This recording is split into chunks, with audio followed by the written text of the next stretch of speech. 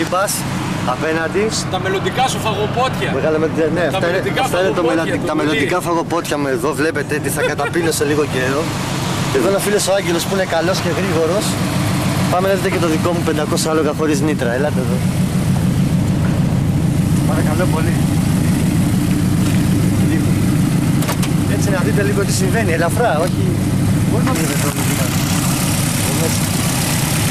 Όλοι. Όπως βλέπετε εδώ, με το χέρι αυτό, εδώ είναι η τουρμπίνα. 60 προς 1 είναι ανάποδα, είναι τεράστια. Αυτό είναι το rest gate, το οποίο είναι πάρα πολύ δυνατό. Πήγες ώστε να θυμιάσεις, εδώ θα μπει το κουτάκι με τα σωληνάκια για τα νήτρα.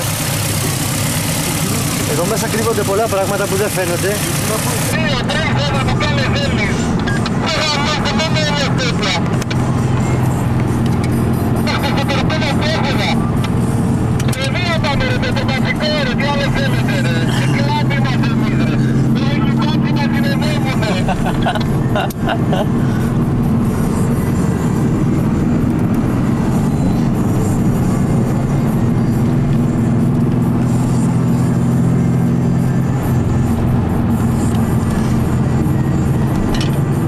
Κάνε πολλά.